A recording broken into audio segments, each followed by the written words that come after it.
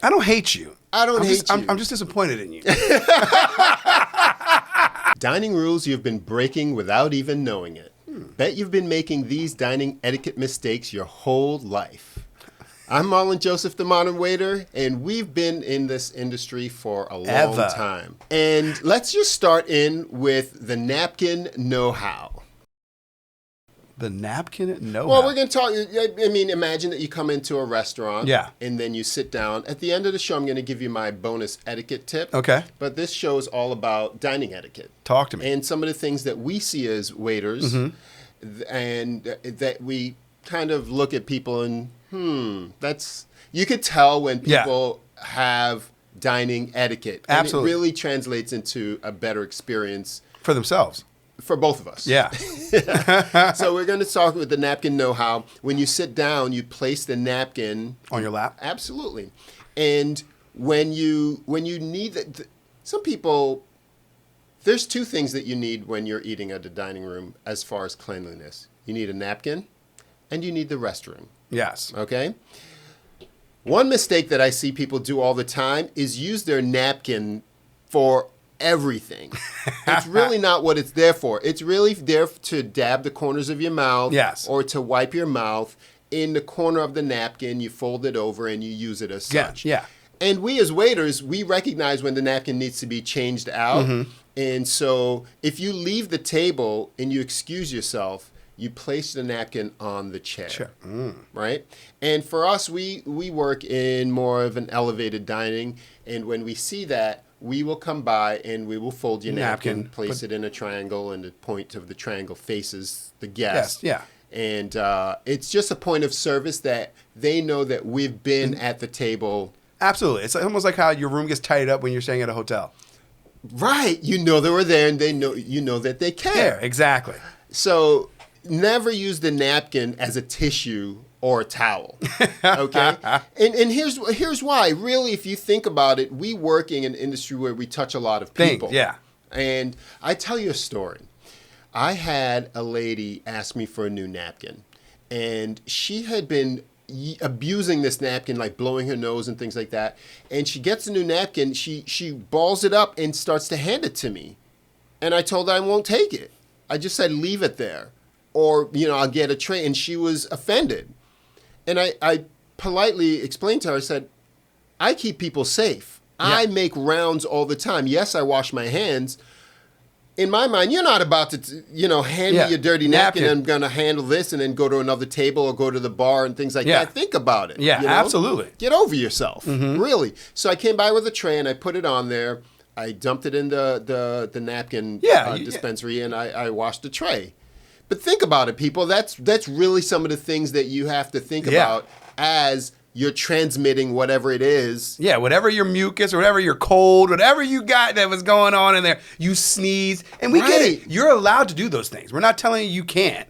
But there's also going to be a protocol on our end. So don't get offended, like he's saying, if he's following the right steps. Exactly. Just really think about keeping your germs to yourself. Yeah. Because most people with a napkin, because we use cloth, and a nice place you're going to use a cloth napkin. Or most places, not even nice. I've seen plenty of places that aren't that nice that use cloth anyways. Exactly. So cloth is very easily it can transmit stuff. It's not like it's disposable. We're not throwing it away. It has to be washed. And so it's going to hold on to germs a little bit differently than, let's just say, a Kleenex or something like that, where you just kind of close it up and all that stuff's inside of it.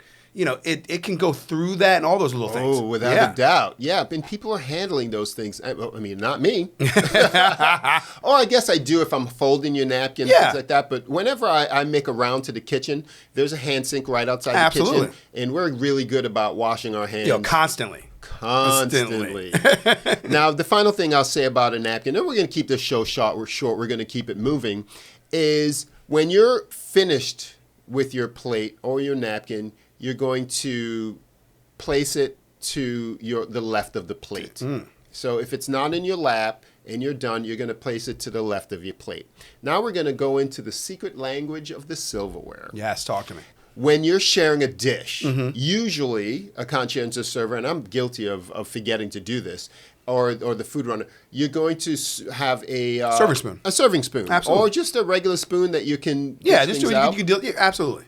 Always use that only. Yeah. You don't want to use your fork or your spoon and then transfer whatever you're eating into the community pot. Absolutely. So it's very important. Always use that serving spoon for that dish. Absolutely. That it has been provided. And like you said, we are guilty of it. And sometimes, and if we messed up and we didn't drop that serving spoon, make sure you didn't put that fork in your mouth before you put it on other people's food. Oh my gosh. You know, I mean, if it's a clean fork, we get it. It's the same idea as the spoon. If you want to be that nice person and dole it out to everybody else, you're more than welcome to. Okay, Yeah. but what he's saying is make sure you're using a clean utensil. Not something that's already in your mouth that you just put back down. Just the way you can share food. Now you're sharing germs. Right. Or even if you don't want to share the flavors. Even Absolutely. if you're sharing, you had a calamari that had sauce on it. And then you're cutting into the crab cake with that. You didn't put it in your mouth. But you're also transferring flavors over. Yeah, you want to get the full experience. Right. You don't want to conflate Exactly. the thing.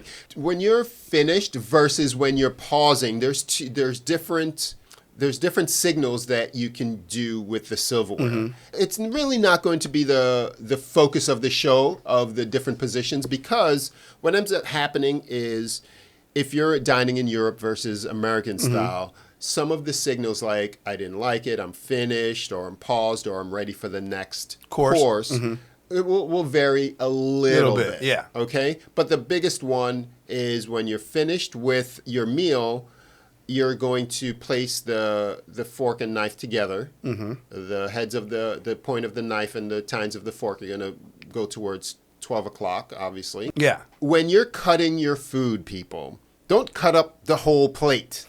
You're meant to cut one or two pieces at a time and enjoy it. Let it sit there, because you're also holding in flavor, especially like in a steak or something like that. You know, when you're eating, when you cut that, now it's all kind of loose and it bleeds onto your plate. It might bleed, like let's say you got a medium rare steak. All those juices which were in the steak that you didn't start cutting up are now on your plate, attacking things. And it really is just bad etiquette. Yeah. As you're going, you're hacking up everything. You just and it's pleasant to look at the meat or the meal as it's being deconstructed instead of destroyed. Yeah. Right. As for if you're having multiple courses, there are a couple of things that ends up happening. You can be marked for the next course as you go along, which is very popular now, or you can be marked at the table. Yeah, when more fine dining, you're going to see like they'll have the full spread in front of you. You're going to start outward and you're going to work your way in. Right, Yes. right. So usually the first course is going to be all the way at the other end, whether it's far right or far left. The salad, and then you work your way in. Yes. So that is going to be that for silverware, and then we're going to go into general rules. The glass and the bread plate. Sometimes there's confusion. I've seen people sit down, particularly at large tables that are right next to each other. Yeah. And they grab the wrong water glass or they use the wrong bread plate. And so a popular way to remember which one is yours is going to be BMW. Okay? Oh, talk to me. It's going to be bread, meal, wine or water. Boom. Okay? So from left to right, bread, meal, wine or water. BMW. And you'll always end up seeing that configuration. You're not going to have the bread plate, the B&B plate on the right no. all of a sudden, things like that. Now, the only variation, it's still going to be in front of you. Sometimes you have the water glass, then the wine glass, or the wine glass, then the water glass. There's just different styles. Both are correct. Absolutely. Right? But I wouldn't worry about that. You just really need to know which. It's for you. This is a big one that I see a lot. It's personal items on the table. Yes. That's a no-no. Talk to me. Yeah, it's so bad. Your purses. Ladies are really good about putting the purses on a separate chair and things like that. A good restaurant, a conscientious restaurant will have hooks for them. And yes. things, and if you know that your purse is very expensive and it can't touch the floor, they sell those hooks. Yeah, put them in your purse. Yes, put it in your purse. Bring the hook, because we get it. You don't want it. It should. Your purse shouldn't be on the table. Yeah. But we also know that you probably paid an arm and a leg for it. And we've seen those persons and we know exactly what they are. And we get it, okay? So if you know you're going out with a bunch of people, let's say you're at like a 6-top or more where the space is going to be more limited, where you're not going to have an extra chair, you're not going to be able to, then I would suggest bringing that little hook, especially if you spent a grip on your purse. Without a doubt, you want to protect your investment. Absolutely. Also, something that I see that's very common is cell phones. Yes. The cell phones don't belong on the table. No.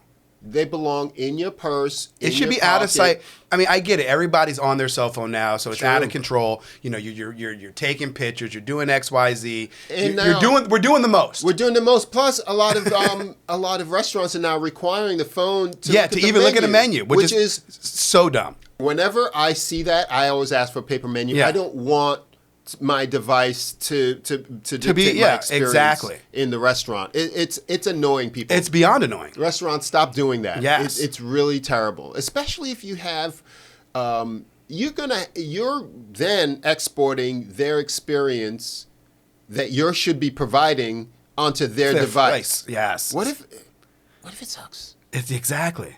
And a lot of times those menus online suck. They do You suck. look away and then you have to find your way back into it. It's a full-on pain in the butt. Right. Right. Okay.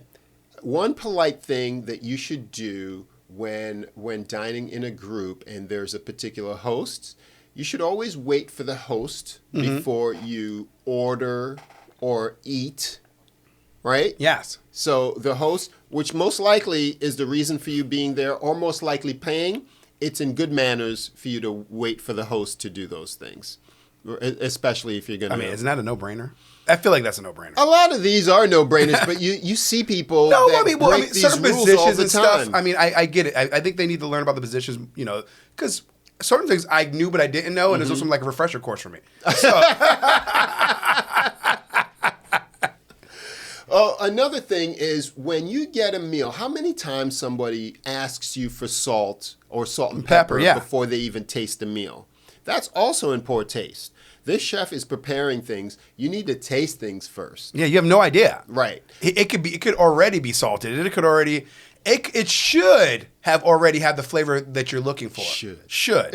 And then if it doesn't, we completely understand if you want a little salt and pepper, or we understand that. But first give it a try and then ask for what you need.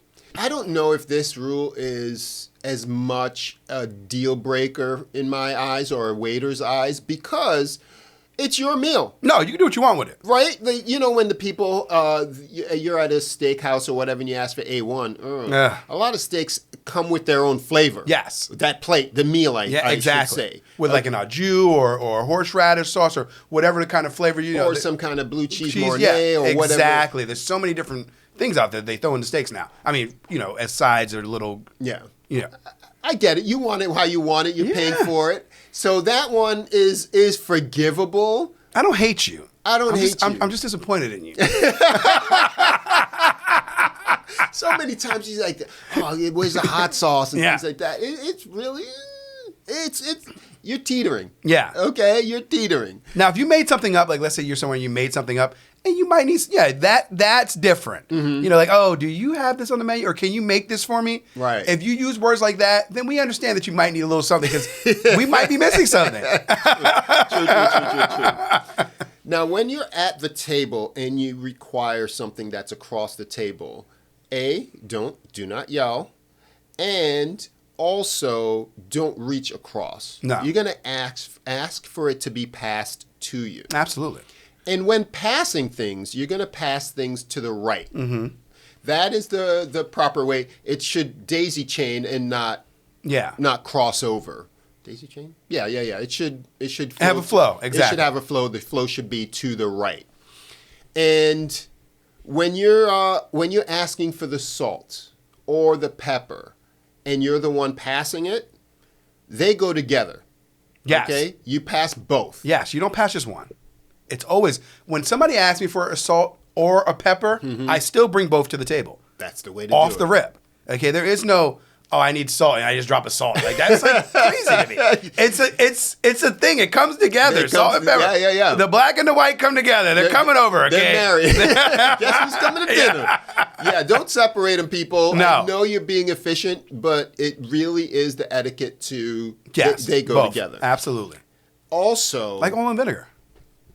that's true. But I be bringing that oil. Do you just bring the oil? Yeah. I bring both. Really? I'm remiss. Yeah, I always bring both because at my spot they come in they have in the thing, Right. so it's easier to carry both. I don't want to separate it from it and then it gets lost in the shuffle. See, we don't have such a thing. Yeah. Right? We what happens is somebody will ask us for balsamic or they'll ask us for olive oil or whatever. So they really are separate entities. looking containers. Yeah. They're not even meant to even go to the table, actually. So yeah, because usually poured into like a ramekin. Yes, right. Absolutely. When you're around other people, it's not a place to groom yourself. No. Okay? Brushing your hair, save that for the bathroom. Yes. Picking your teeth, also save that for the bathroom. Okay? Those things, grooming.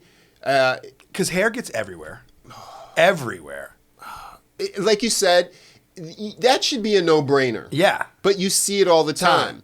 Girls play with their hair and things like and how many times you've seen a person complain about a hair in their food, and you know that hair does not resemble anybody in the kitchen. Yo, not even close. That people flying around there everywhere.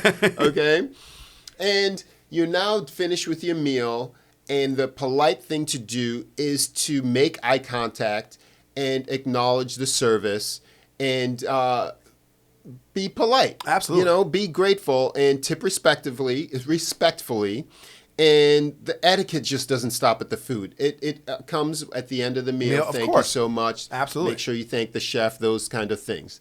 Now, the bonus item that I meant to talk about is an Easter egg. When you're entering with a lady, as a man, mm-hmm. a lot of times men will open the door for the lady and let the lady go through.